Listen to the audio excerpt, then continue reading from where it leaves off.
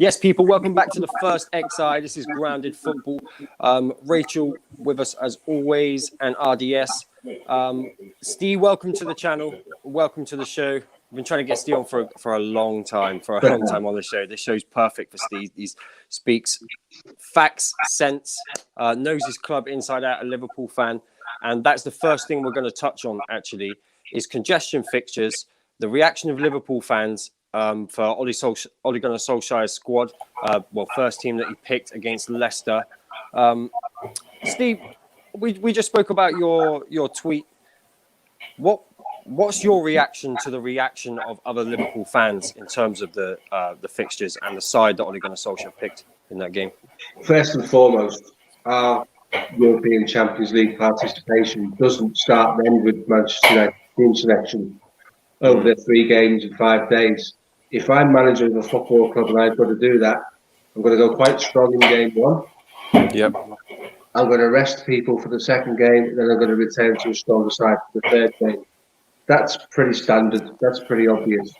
Mm-hmm. What we're looking for as Liverpool fans and as a fan base, in some cases, we're getting to be a bit reactionary. We don't need to be that. We need to be a bit more calculated and look at these things properly. What should have happened was the points should have been awarded to Liverpool, because it's not just Liverpool and Manchester United involved in this. This disadvantage is West Ham as well. They're the innocent party. They have nothing to do with this whatsoever. Yeah. So it's a bit unfair on them. I don't think Manchester United would have argued too much if the Premier League had said, actually, that can't happen. This is a precedent-setting moment in our football history, because this has never happened before, where the fans have done that. So unfortunately, Manchester United, you're not going to get the points. They will go to Liverpool. We won't stretch yourselves. We won't stretch Liverpool in terms of how we feel about it. And we won't do harm to West Ham's European challenge, as it were. In terms of how I feel about it, it is what it is. I'm not going to jump on to Twitter. It's not my style. And cry about the things that have gone on. We have a set of circumstances, again, this season we've never seen before. We've never seen fans do that before. It was a chance for the people who regulate the league to stand up and be strong. But they haven't. We have to deal with it. What we can't do as Liverpool fans, and I certainly won't do, is use this week to say, we've missed out on Champions League football because of this. No, we haven't. We missed out on this because we weren't able to beat teams we should have beaten, even with the injury list that we've had. So there's a bit of realism, a bit of context, a bit of perspective required. Over 38 games, you will qualify for the Champions League. Not over 1 game that includes you and 2 games that include somebody else. That's, for me, that's the realistic opinion of Liverpool's position. I question Liverpool's ability to win games at home this season. This question needs to be answered. We've dropped off a cliff. My worry for Liverpool is the distance between where they were and where they are now it's taken a massive drop to get to there. It will be harder to restore us from where we are now to where we were. So that gap is bigger going upwards than it is coming downwards. So with regards to Liverpool, it's a big summer. We need to get bodies back, but ultimately, in short, to get to the point of the question is, we're not going to miss out on Champions League because of what Manchester United chose to pick against Leicester. That is fanciful, to say the least. It is purely because we just haven't been good enough. Yeah, no, I completely agree with you. And actually, for me, on what you said, I wouldn't actually be angry. I wouldn't be angry if they said, "Look, the game's off now. Let's give Liverpool the 3 points." Because for me, it's like we're in second. We need 4 points to secure it. I'd just be like, yes, is another game where we can pick up injuries for the final. That's the only way I see it. Don't get me wrong. I love a Liverpool Man United game. I think as Man United and Liverpool fans, this is the biggest game of football, right? We want to see it, but at this stage in the season, does it really mean much in terms of the league for Man United? No, nothing at all. And actually, it's probably a hindrance. Because it's going to be a physical game. Somebody's going to get injured. Something's going to happen. I can just feel it. But RDS, what's your thoughts on what Steve was saying? I sort of agree and guess and disagree at the same time. At the end of the day, like you can't put this on the players or the coaching staff for Manchester United. So it wasn't Ole or the players that organised the protest, etc. This whole reason why the United fans were doing it in the first place was the outcome from the Super League, which we've yet to see any action taken from the Premier League already. So I put the majority of the blame on the Premier League. There's no reason why they kind of scheduled the game, the Leicester one, so the Liverpool one, for another time. Why they had to put it this? Why they had to squeeze it? I'm sure that. I mean, we're talking about the fact that how many games this season have been rescheduled because of people being positive for COVID. I'm not saying that's the same, but it did show that they've been able to reschedule this before and fit them in. So I don't see why the Premier League couldn't take it. They obviously wanted to get out of the way, and it's not like Liverpool. Okay, United have the Europa League final, but Liverpool don't have any other commitments, so it shouldn't really clash with anything. Obviously, I agree with the fact that this is not just this game that's Liverpool. This is the reason why Liverpool potentially might get top four, though they still can get top four. They just need to win their next game. So I think Chelsea have to play Leicester, if I'm correct. Obviously, that's the thing. So it's still in Liverpool's hands to get top four, and they still can if they win all their games. Specifically beat us at Old Trafford. I think the only thing I would say is that, like, if there's any consolation for Liverpool fans, it's that Liverpool have won the Champions League and Europa League, and they might become the first English team to win the UEFA Conference League. So that is something. Champions, UEFA Conference, Liverpool, a first for everything. So it is what it is. Being a bit naughty there, aren't you? He is, just a little bit. Rachel, let me ask you about the game tomorrow as well, and your thoughts on it being rescheduled. And we, being at Steve's here as well, we should have a little talk about what we expect from the game tomorrow. But what are your thoughts on it being rescheduled, for one? I thought it was. I think that obviously the fixture congestion is ridiculous for both sides, really. But I was cool with us being deducted the points in the first place, if I'm honest with you, for the reasons that you said. I think Liverpool should have just been given the 3 points. I wouldn't have had a problem with it. I don't know. It's a weird one, isn't it? Because obviously you want to watch the United-Liverpool game. Like you said, it's the biggest game of the season for both teams. But it's not really a big deal in the context of where the Premier League's at the moment for us, is it? So I'm not really bothered about it, if I'm honest with you. Even tomorrow's game, I'm not hyped up for it or anything like that. Obviously, I want to beat Liverpool because it's Liverpool, but I don't know. I said it in a stream earlier. I've sort of lost interest in the Premier League a little bit. I'm not really interested. It's just sort of there at the moment, which is really sad as well, because obviously it's a massive game tomorrow. Well, it should be a massive game, but it doesn't feel like it for me at the moment. But personally, it just doesn't feel significant, which is really sad. Do you think that's because of where we are in the league, that we're not going to drop out of top four, and it's there's nothing else to be achieved from the league really for us? Yeah, and there's so many things that are sort of finished now. Obviously, the title challenge. There wasn't really a title challenge, but the title's over. Relegation's finished as well. I know there's a bit of a top four race going on, but like you said, doesn't affect us at all. I think we're safe in top four now, aren't we? It's confirmed. Yeah, we're definitely getting top four. So I'm definitely second. I think. I don't think there's any way. No, Chelsea lost tonight, didn't they? So yeah, exactly. We've got a game in hand, I think. So right. Yeah, so it's all good. We have nothing to play for in the Premier League at the moment. But this is different for you, right, Steve? Because Liverpool, this is a big game for Liverpool, bigger than normal, really. Because if you don't win this game tomorrow, top four's gone. Pretty much, yeah, absolutely. I'm similar to Rachel. I just wanted the season to come to an end from a Liverpool perspective. Lots been written about our injuries, which have been a factor rather than an excuse. So I choose to look at that. We've not played with the system since October because we've not had the personnel to do that. We have the most rigid and the most effective system when everybody's available, but also one of the most vulnerable systems that if you take key components out, the whole lot goes to pot. Yeah. So that's contributed to Sadio Mane's form in terms of our midfield is playing a lot deeper than it was 12 months ago. Therefore, he's disconnected from the left back, or he's disconnected from the left side in terms of midfielder. So he's basically trying to do too much on his own, and he's trying too hard. So I was happy for the season just to disappear into the ether, get everyone to do what we're going to do in the summer, which won't be much, and then we go again. But it's kind of been thrown back open now, hasn't it? With the results that have gone the way they've gone, especially tonight's result. Yeah. This is a game where we can rescue our season. If you look at the form that Liverpool have shown, losing 6 games at home, which I'm sure everyone in this room would never believe possible given the last 3 or 4 years when we've only not lost any. To finish 4th place would be a ridiculous achievement. We played 21 different central defensive partnerships at half of our defence.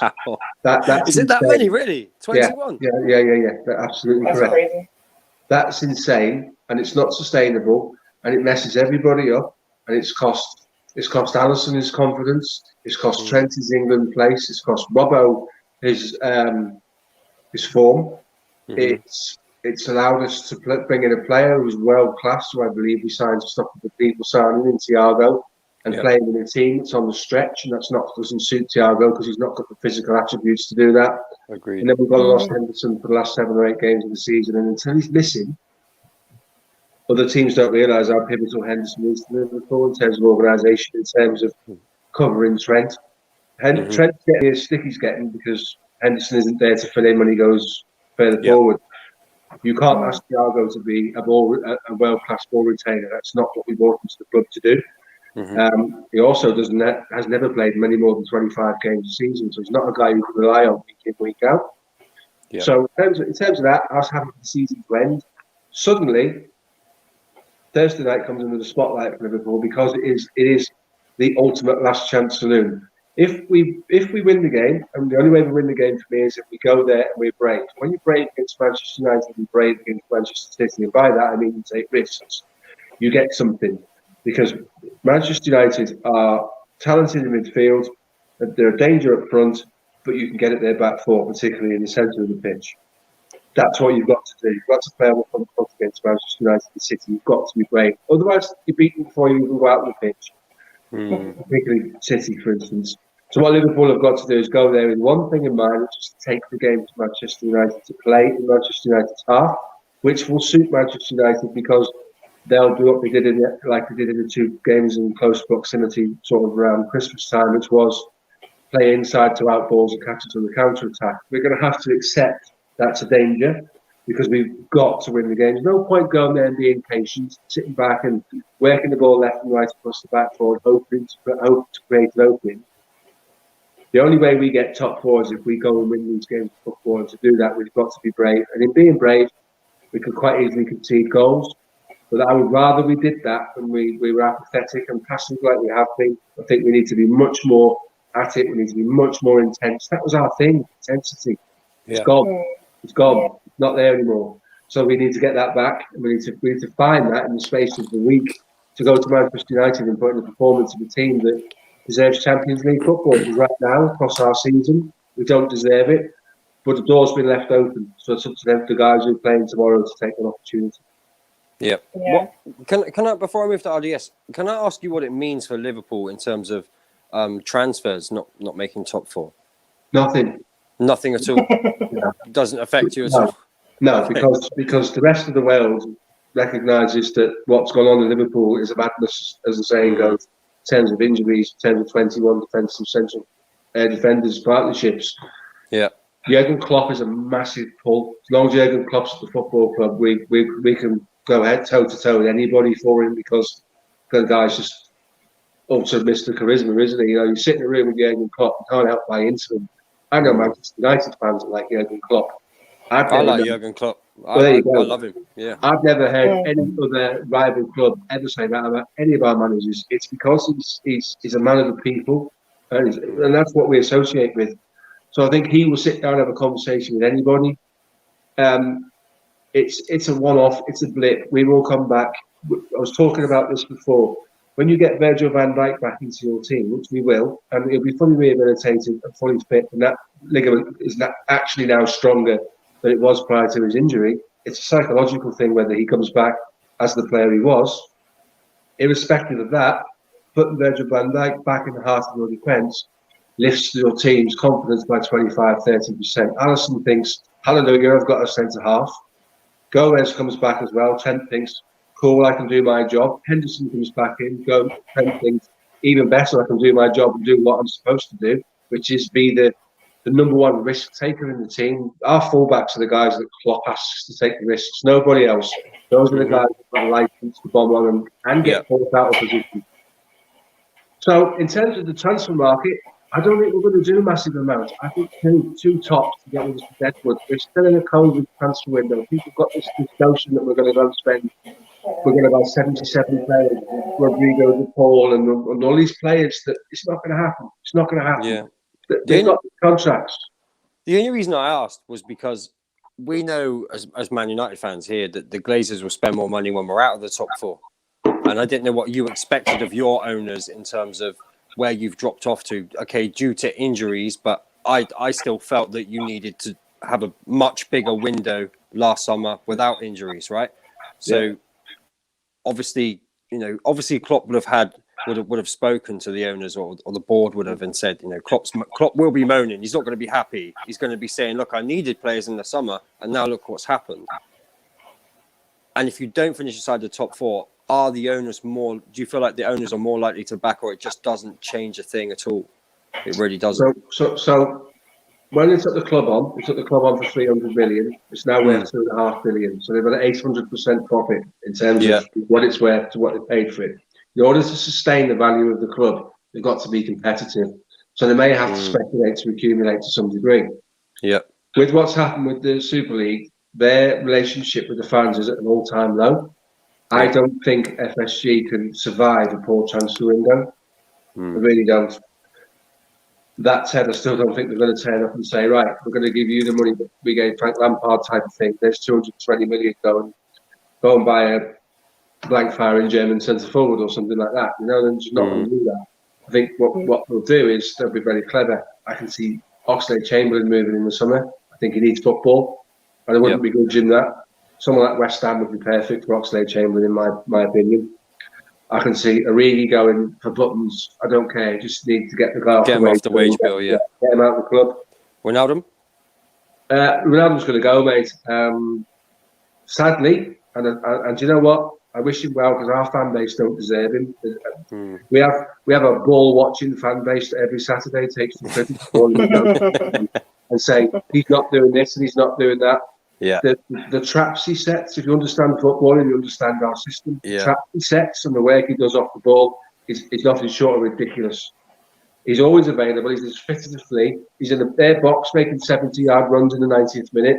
How the guy plays at that level, I don't know, but I'll be gutted when he leaves because he's been superb.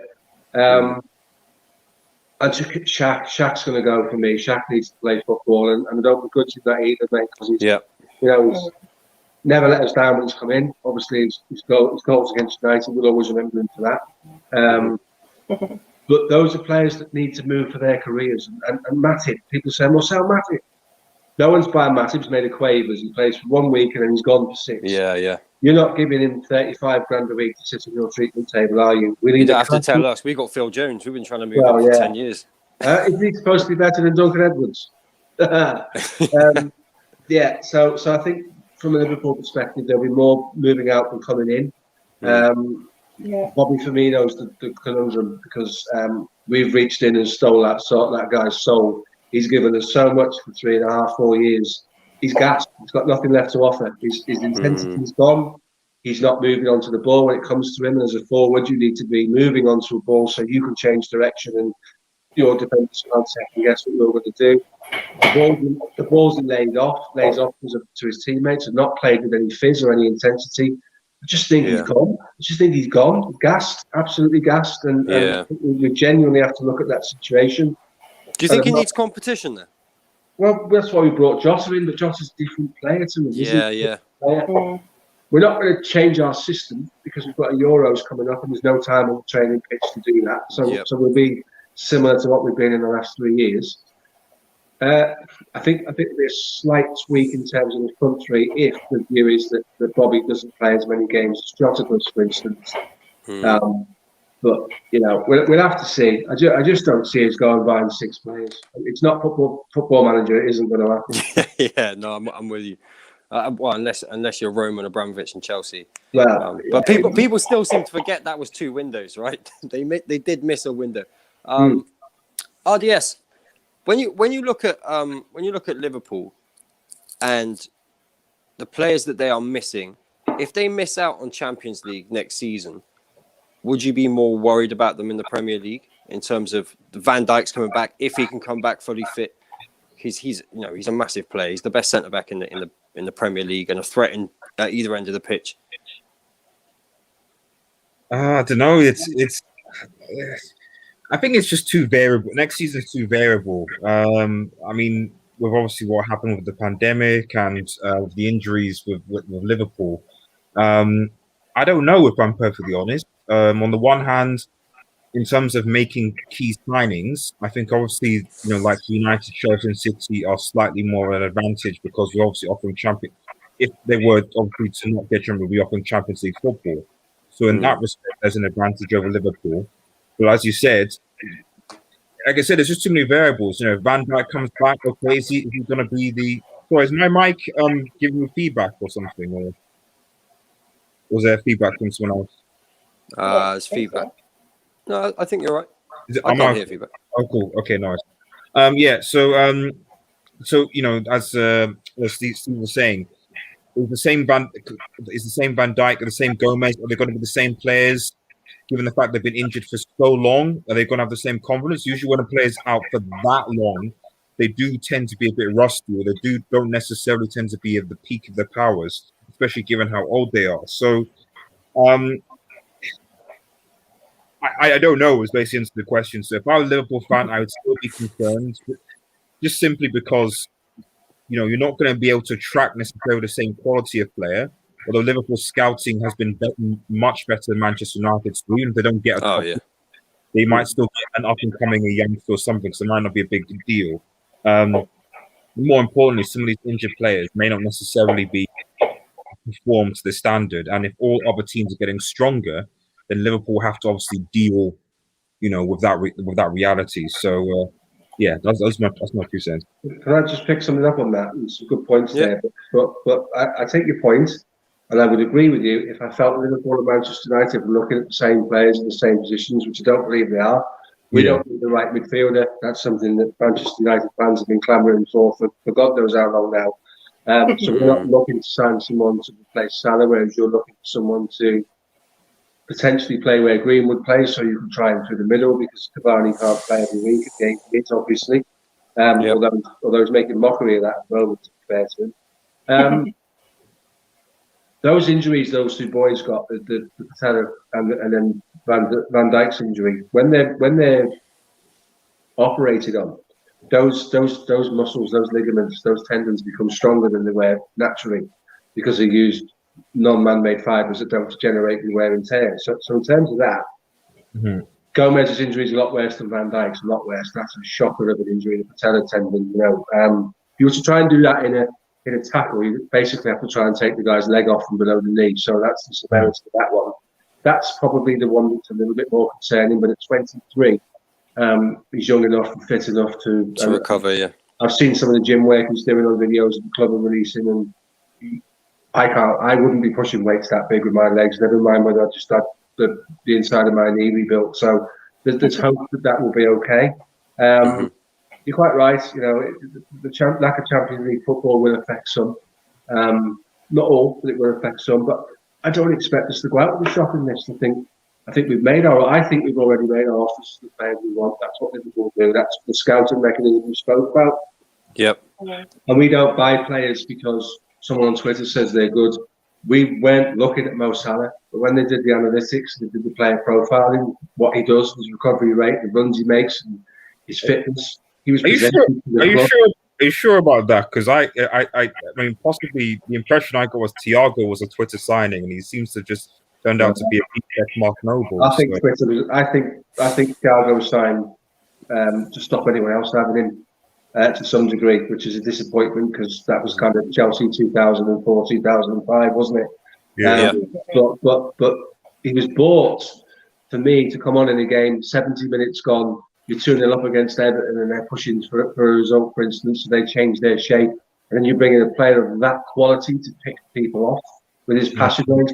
He's never played more than 25 games a season, so he's not your guy that you're going to rely on week in, week out. Yeah. I have to be honest with you, and a lot of my friends share this opinion. I don't know why people sign Thiago, because if everybody's fit, we go with Henderson, Fabinho, and Wijnaldum because Exactly. it's a tested formula that works and it's brought trophies. Exactly. So I'm a bit confused as to what's still a bit jury's out for me on Thiago. Undoubtedly a wonderful footballer, but not in the system. It's like, I mean, this whole entire season, you know, I've been like, I don't exactly know what Thiago's role is in the Liverpool team. Like, what's actually what's he doing in it? Like, what's his purpose? Yeah. I mean, he hasn't got one because since we lost the centre halves and we dropped the back four, the midfield onto the toes of the back four because we were terrified of them. We're playing off the cuff football, and that's as alien as it gets for Liverpool. We can't do that. We're a German machine. We're like Vorsprung technique machine that works solely on Klopp's plan and Klopp's system. Once you lose two key cogs, and Van Dijk was key to our transition with the long lazy pass balls out to the right from Salah to get in behind Keith. Once you lose all that, everybody drops off what they're supposed to be doing. If we win football matches, we win football matches off the cuff, not because we did it via our system, if that makes sense. When we beat Leicester 4-1 at their ground, when we won the league, Kasper Schmeichel said after the game, you can't play against them because they make you play the way they want you to play. Their system is ridiculous. They bullied us. We couldn't stop them. That's not been the case this season. We've not been able to do that to anybody. And that's purely because our system is unrecognisable. It's broken beyond repair, and it purely is because. I mean, I agree with that to a certain extent. However, what I would say is, because I see a lot of Liverpool fans would say, "Oh, you know, the players, our system's messed up, etc." But with a lot of games this season, if we're honest, the front three have had multiple chances, multiple opportunities, multiple attempts in goal, especially against the smaller teams. Yeah. But they didn't put away their chances. You know, I'm not saying that they wouldn't have won the league, but there were certain games against Brighton, against Burnley, against Sedgwick, where this isn't a system problem. This is Salah should have scored that, Mane should have scored that, Firmino should have been better than King up. And if those games, if they put their chances away, I think Liverpool at the very least would have been top four. Maybe not necessarily competing for the title, but certainly in a better position than they were this season. So I'm not accepting. I would agree. It's confidence is an issue for those guys. I agree with the comments that have been made in the press recently by former players that none of them are clinical. If Haaland played for Liverpool, he'd be getting Messi numbers because we create enough chances for somebody to score 50, 60 goals a season. We've seen that. But those guys don't put the ball in the net because they're not clinical finishers. Yeah. In terms of the other issues that we spoke about before, and I said right at the start, is Sadio Mane's game for Liverpool was built around three-man pivot with Robertson and Wijnaldum and Fabinho playing just inside them. That's not there. Our midfield is so far away from our front three at the moment. We're telegraphing every ball we're playing into people, opposition's defence at the moment. We're telegraphing every ball that goes into the box. Anybody that's got their wits about them just puts one in front and one behind who we're trying to hit, and it's done. For me with Mane, because I love Mane, and I shouldn't really say that because he's a Liverpool player, but I do. He's been playing at such a high level. He was bound to drop off at some point. Of course, yeah. He's bound to drop off at some point, and maybe it is the confidence of knowing Van Dijk isn't there, and the midfield's a completely different thing. You know, it's nothing like it was at the last two seasons when he's been playing. He's still making the runs. He's still doing all the right things. I seen Ryan Giggs do this. 99 didn't have his greatest season at all. He was pretty bad, but because he was still trying, he's still doing the right things. It did help the team in the end. My thing really was if Jota had stayed fit. Yeah, If I was a Liverpool fan, I'd be thinking, if only Jota had stayed fit, correct. we Yeah, probably agree. could have secured top 4. Agree. Yeah. I think That's the issue. you've also got to bear in mind we are mentally fatigued. There's no doubt about that. Around Christmas time, Klopp came out and said a lot of things about the schedule, a lot of things about when they were playing. His demeanour in the press was quite negative. All football clubs mirror their manager. So Manchester City are intense and a bit scatty, like Guardiola is on the line. Tottenham were miserable and dowdy and quite sad, like Mourinho was. Arteta's a bit ambivalent. I don't know what Arteta's trying to do. I don't know what Arsenal are trying to do.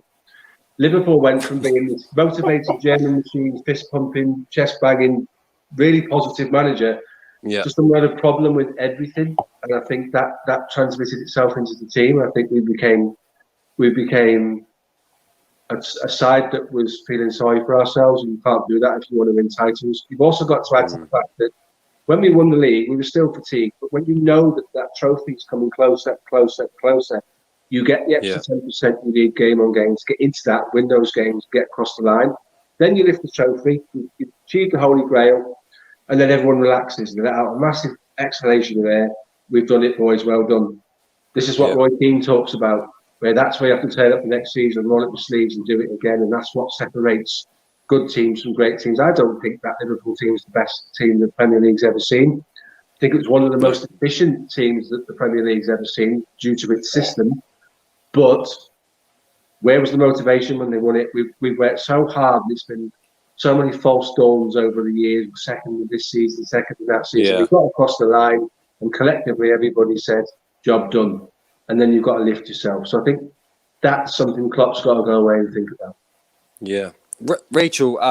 Actually, firstly, people smash the like button, subscribe to the channel if you haven't already. Make sure you go and follow everybody on their socials and subscribe to their channels. Rachel, I want to touch on Thiago because Rachel does a lot of system breakdowns and player breakdowns on the channel. When you look at Thiago playing this season, and then you also look at what might be next season in terms of Van Dijk coming back, Henderson being fit, Fabinho being back in there, what do you think will be the best position or the best way for Klopp to play Thiago next season? I think he has to play at least alongside Fabinho. He needs a sitter next to him. He was never like he's at times this season he's played sort of as the sitter, and it sort of stifled him a little bit, literally because of their injuries. They haven't had like Fabinho there because he's been centre back, or Henderson in there because he's had to play centre back. I think you'll see a better Thiago next season, in my opinion. I don't know how often he's going to play because, as Steve said, obviously their best three is, Henderson and Fabinho. I don't know who you're going to play with them if Wijnaldum leaves as your sort of first choice midfield three. But it's going to be a player of that ilk, isn't it? Someone who's a workhorse, who's intelligent off the ball, makes breaks up the play, presses well. It's not going to be a Thiago type, I don't think. But he does have a very good role to play. He keeps possession well. He recycles possession well. I don't know. I think he'll have to play alongside Fabinho. Sorry, I don't think it will work as him as the sitter because he's one of those players where he'll get the ball sort of during the build up, and he'll progress the ball. He's very good at progressing the ball. If you get him to sit and he can't progress the ball because no one's behind him to sort of protect if you lose possession, it ends up being a problem. It has been a problem a couple of times this season for Liverpool. It's unfortunate for Thiago, to be honest. He is a fantastic football player. I was gutted when Liverpool got him, to be honest. I never understood it. I never really got it myself.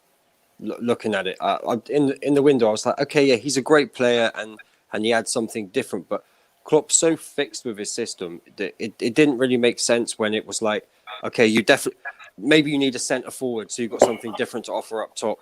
Definitely need to freshen up the wide players, and then Jota came in, which is cool. Definitely need a centre back. Probably need to look at. I would have looked at a second goalkeeper over buying another midfielder. I know he was free, and I know he's a great player, but it never really made sense to me that at all. I still was needed expecting cover, Liverpool though. to go big. I get that, but But they don't have a good. I don't think they had a good squad. I think their first 11 was fit for a majority of for Oh, 2 seasons basically.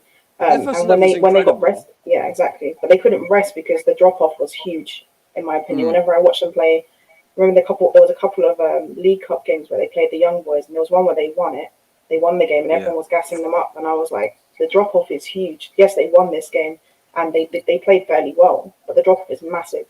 And then obviously, for Klopp, it's like, yeah, okay, I can rest these players, but if I bring in these other players and we lose points or whatever, it could cost us. Obviously, they had a massive lead, so it wouldn't have mattered so much. But the fact of the matter is, they did need to add to their squad. They should have done what we ended up doing.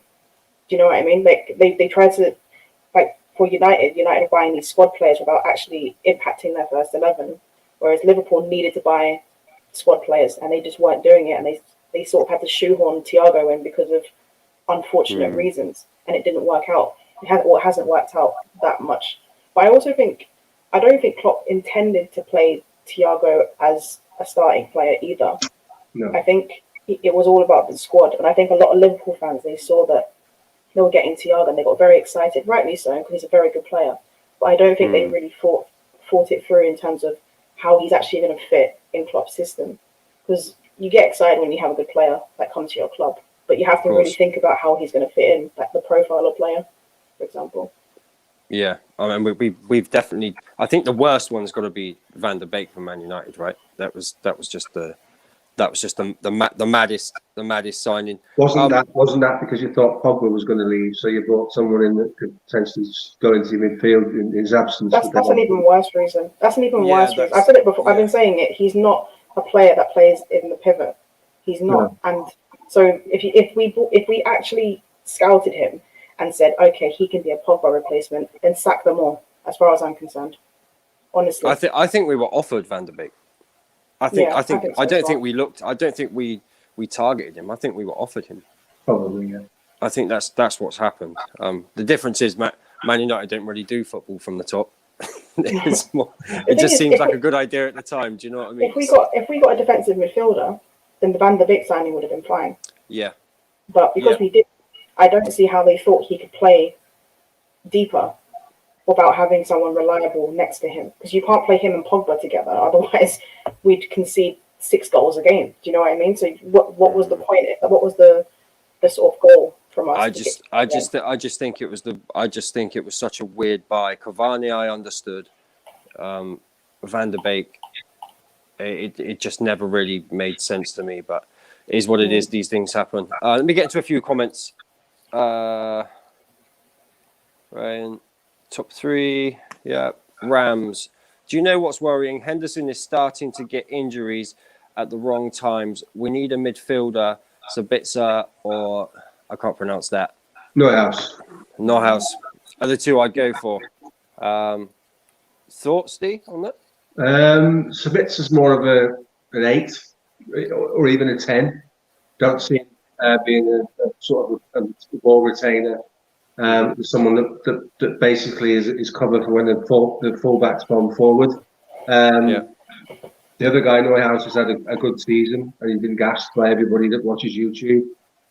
So probably not. I think the scouting mechanism is out there. I think Basuma is probably the one that quite a lot of the clubs in the Premier League would like to see play for them next year, because he gives you a bit of everything, and he's dominated players that he had no right to dominate this season. So that would be a better fit for me. Plus the fact, is he your first choice? He would be for me, because he's a physical specimen. He's a big lad. He's very mobile, very athletic. He can pass the ball. He basically dismissed Gini Wijnaldum like he wasn't there. You don't see that happen very often when they played at Anfield. And he's got his whole career in front of him. He's very young. He's a player for the future. I don't like the idea of going and signing Rodrigo de Paul because he's got 11 assists in Serie A. What is Serie A these days anyway? It's crazy. Oh, he's coming back. Serie A's coming back. He's getting stronger. I hope so. I think he's going to get stronger. European football has suffered without both the Milan sides for me. They're in the fabric of European football, so it's nice to see them back. But I think we need to be very careful. Renato Sanchez would be another one that potentially could do the Ronaldo role because physically very similar, attributes very similar. Forget the loan to Swansea. Swansea were going down the chute and it never went. I don't know whether he's a bit of a risk. But you know, under Klopp, it might be completely different. Question for the panel: Klopp may switch to a 4-2-3-1. Fabinho and Thiago in the double pivot. Salah, Firmino, Mane, Jota up with a fully fit squad. Hendo and Fab rotation might work a treat. That's a lot to You're playing digest. Firmino as 10. Is that what he's saying, basically? Firmino will drop into a deeper role, probably playing more like a static 8 in that hole there. We've tried this before for Liverpool, and for me it doesn't work because the beauty of the two guys up front in Mane and Salah is they run from outside to in. Obviously, we know that. It's not rocket science. In playing all those bodies in the centre of the park, take away all the space they want to work in. So what you don't want to do with Mo Salah, and we've seen it when Liverpool is struggling, is he goes wider and wider and wider and wider. And that's when you know he's struggling, when he ends up with the old saying, you get whitewash on your boots. That's when we know that Salah's not enjoying the game because he drifts out wide. If you suddenly put two central attacking positions in the middle of the park, you're occupying a number 6. So if you're playing against City, you're drawing Rodri into that position, and you're also making two central defenders come out to meet them. All his space is gone. So for me, that formation stifles Liverpool rather than makes them stronger. Yep. Okay.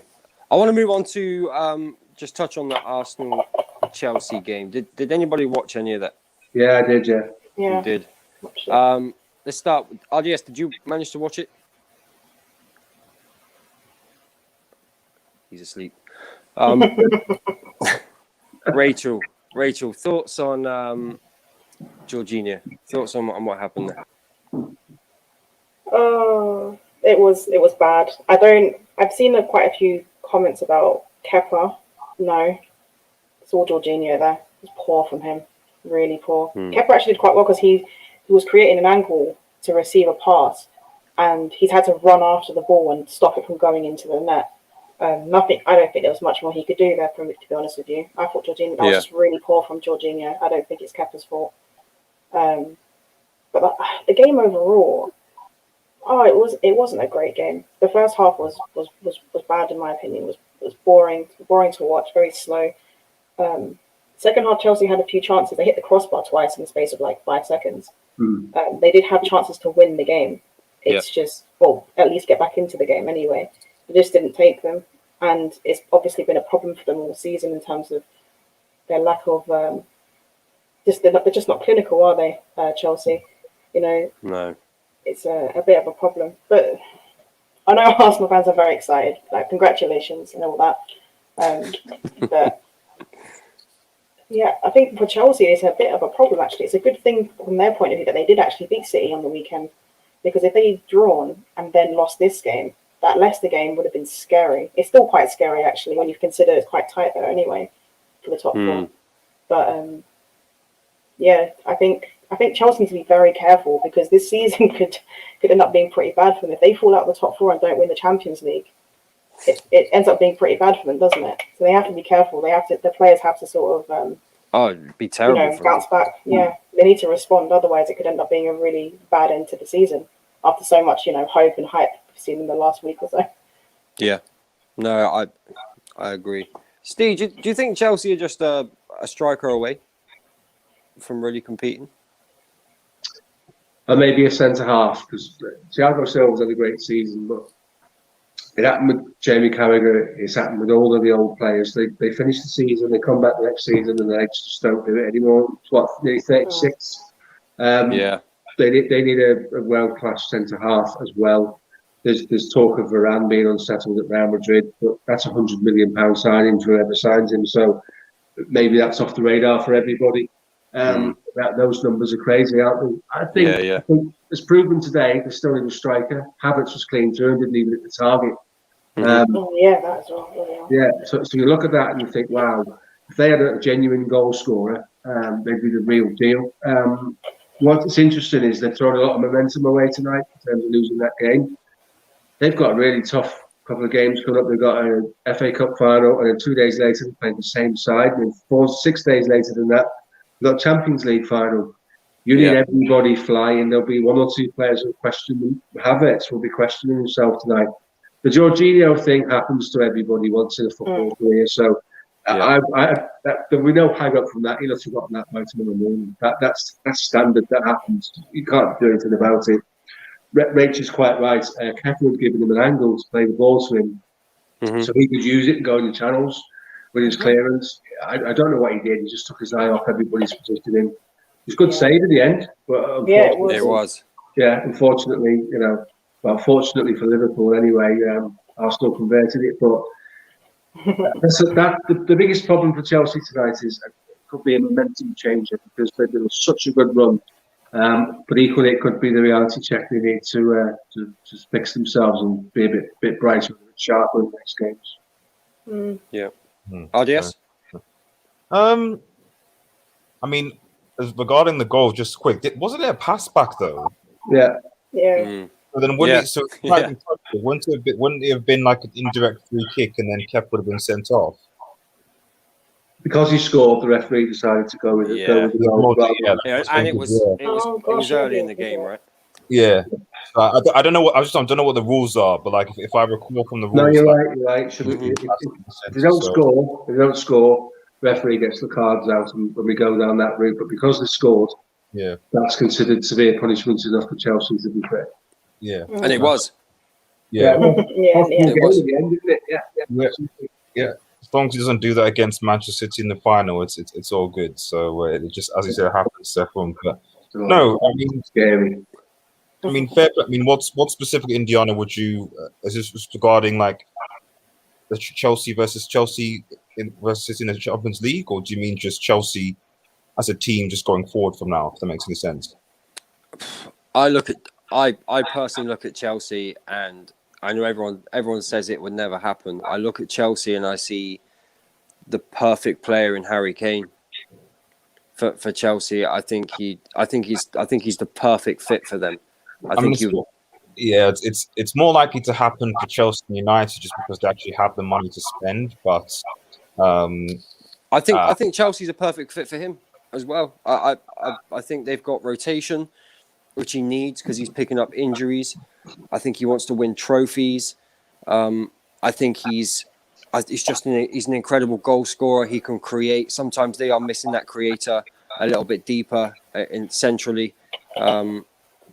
I think he's the perfect player for them. I really do. I mean, do you think Levy will sell to him though? No, that's the thing. That's the thing. The Levy tax. Never. I don't agree with this. I don't actually agree with this. If I'm Daniel Levy, I'm looking at it and I'm thinking, okay, Bale's leaving. We definitely need a rebuild. Mourinho's told me this. The new manager's going to be telling me this. Harry Kane is 28 years old. He's picking up injuries. Sell him whilst there's value. Rebuild. That's how I would be looking at it. And I'd be surprised if Spurs weren't looking at it like that. Now, if Chelsea were the club that put in the highest bid, I think that's mad if he said no. But Daniel Levy doesn't want like even the Glazers sort of do. Maybe he's a lot more shrewder, and the contracts that he gives players, the time to the club, and then obviously to sell them on. He obviously has a plan for, and I think Kane has at least 2 years left. I think on his contract, so possibly a year. You might have a point. With 2 years left, he's not going to sell. Not want to sell Kane because given he's also popular for anything less than 120 million, possibly 150. If I'm Chelsea, I'm paying it. I'm sorry, I'm paying it. I think he's that good, and I think he's that perfect for them. I don't know why they wouldn't. I can't see. I don't agree with this. Oh, we don't like each other, so we're not going to sell. I don't agree with that. Haaland will probably end up being cheaper than getting Harry Kane, though. I don't think Haaland's going to move. From not with the money he's saying. He wants 20 million for his dad, 20 million for Viola, And then he's got astronomical wage demands. I think he'll end up at one of the Spanish clubs because we think the Spanish clubs have got no money. Rest assured, both of those guys will come out of this financially secure. They always do. Oh yeah. I think he'll end up at Madrid or Barcelona because they'll give him the 600 grand a week he wants. Mm-hmm. I don't even know whether they can afford them. So, like, I thought that was why the whole Super League happened in the first place, because at least, especially with Barca, I don't know what's happening with, like, Barca for starts. I assume Messi's staying at Barcelona, which means that they're going to be giving him a contract, which means that the new contract is going to be like in the 800,000 or whatever, how many £1 million they're going to give him. He's on more. I think he's already on £1 million. £1 million a week. He's already on that. His wages tax as well, isn't it? Because he got himself in trouble with his tax.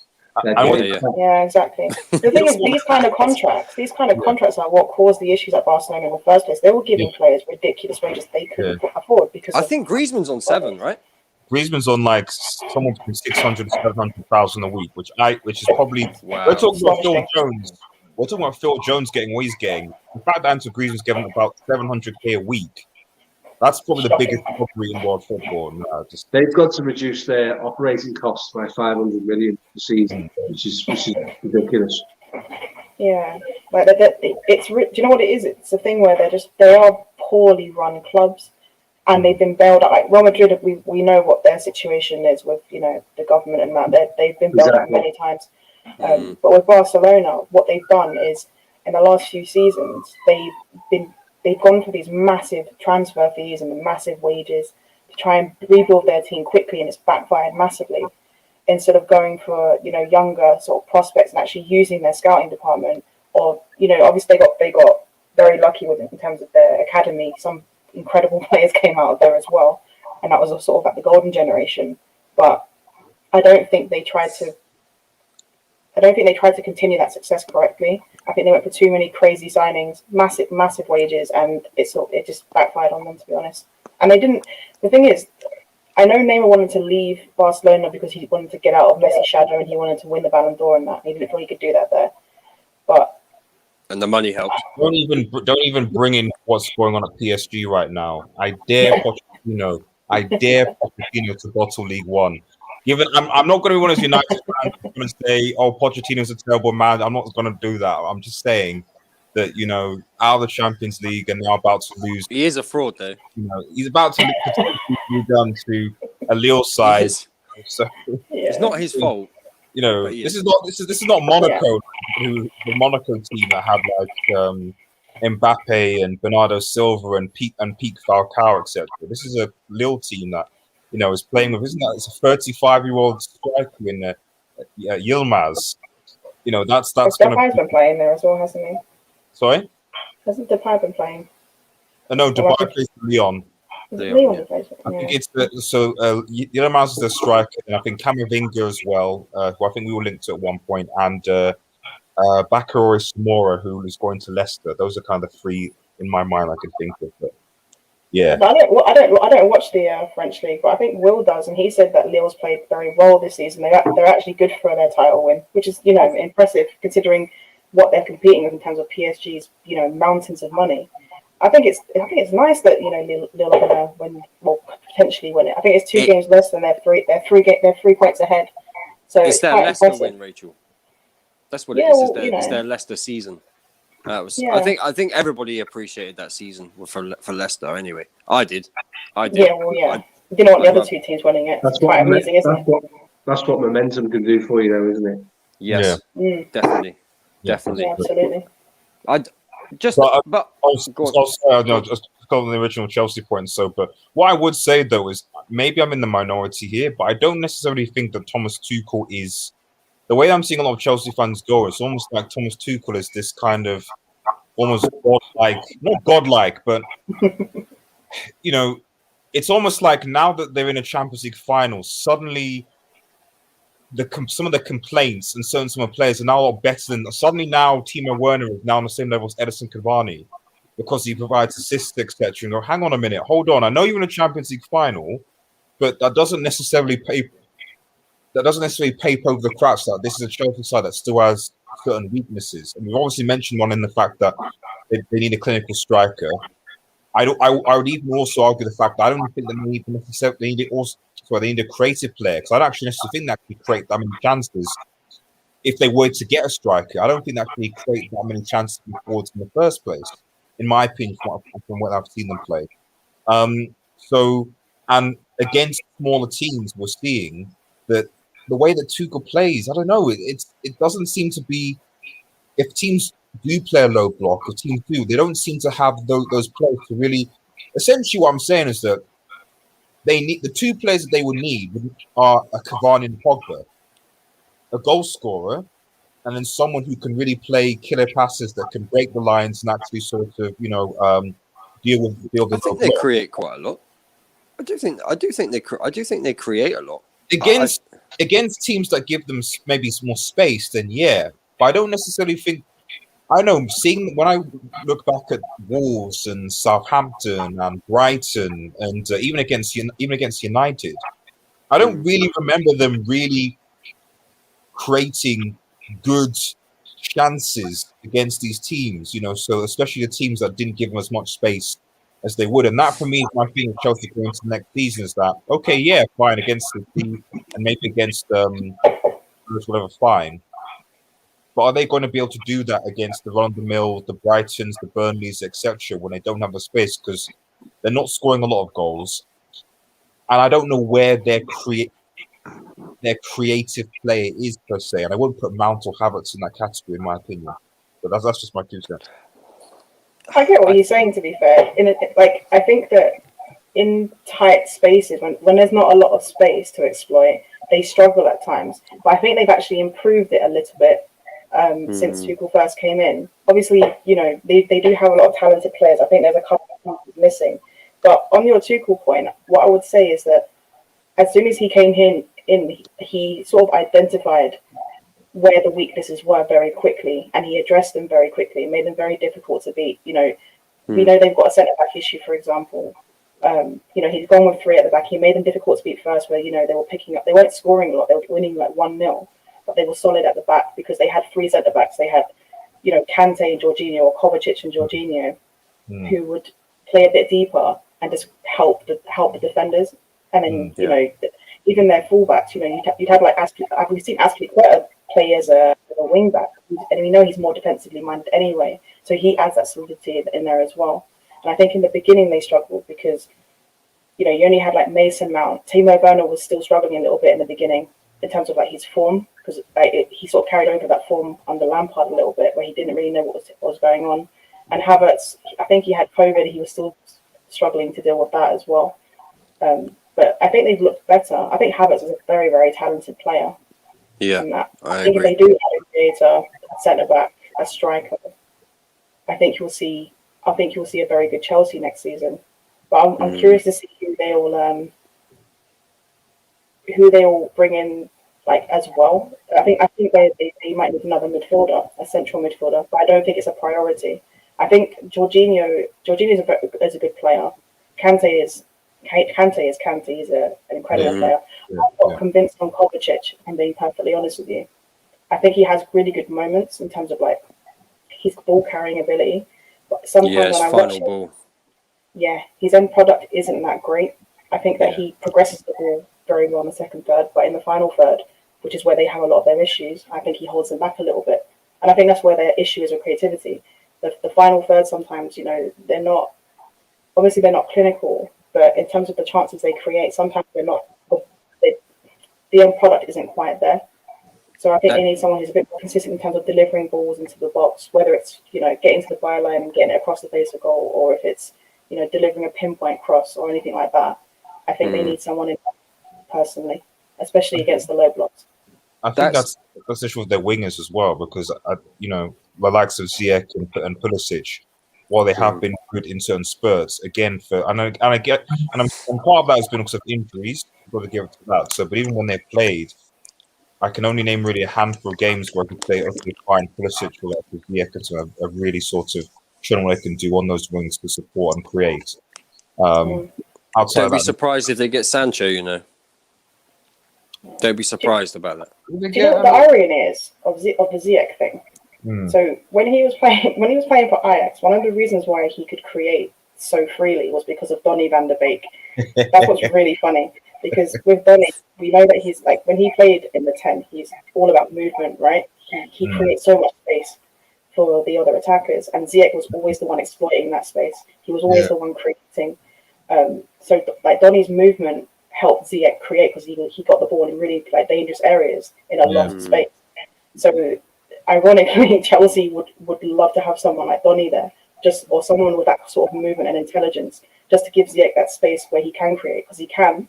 It's just that sometimes the movement of Chelsea's front line isn't great, especially on the same side as Ziyech. So like obviously Timo Werner usually plays on the opposite side, and sometimes he stays a bit wide, and then he gets the ball and he cuts in, and then he comes in central areas after. Whereas Donny did it in the middle and could go to the left or to the right. So he was helping Ziyech, and he was helping the other players as well. So I think Chelsea need someone like that, someone who's not necessarily, might not be overly creative, but if you want to get the best of Ziyech, for example, so that he can be the creator in those areas, you're going to want someone with a bit much better movement in the central areas. Yeah, I agree. I'd much rather they signed Haaland than Harry Kane. That's how I'm seeing it, because I think Harry Kane's a leader, goal scorer. He can come deep. He can create. He's not the most creative player in the world, right? But he can do. He is creative. He can play in the 10.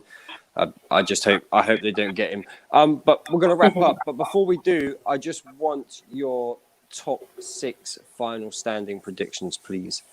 We'll start with Steve.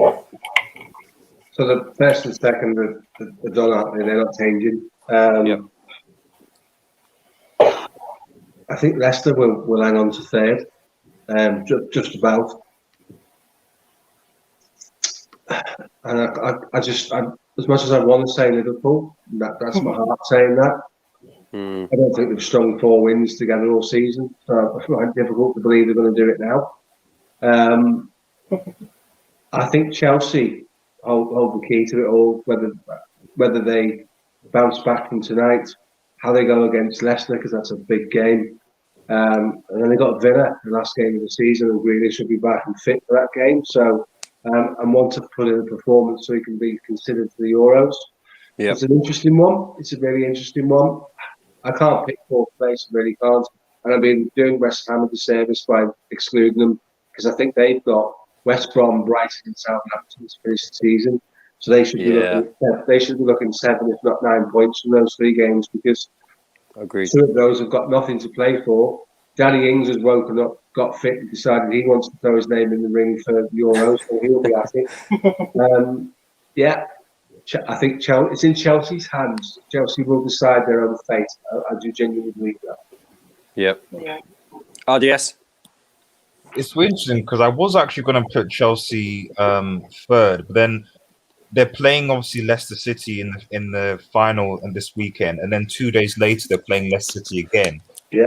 It's usually quite unusual for a team to play the other team and win both games convincingly, especially being so short a period of time with obviously the turnover and stuff. So I'm probably going to put that Chelsea are probably going to win the FA Cup final. I'm going to peg them to lose against Leicester City in the league, where obviously Leicester wants to commit themselves. That creates a problem because obviously they have Villa last, and as you said, Europe is coming. And so you're thinking, oh wow, we're in a situation where Chelsea potentially lose their last 3 games. And if that's the case, then even if Liverpool lose to United next, if Liverpool were to win their remaining games, they have, I think, a game in hand over. They would have a game in hand over Chelsea. Liverpool would be ahead of Chelsea.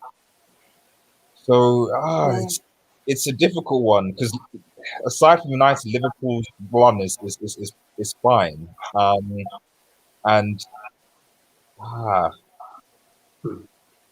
gonna say, yeah, you know what? You know what? Even though it's wrong, I'm gonna say, I'm gonna put it out. I'm gonna say Liverpool 4th somehow. Oh, I'm gonna say Liverpool 4th. that's interesting. Chelsea 5th, and then West Ham 6th.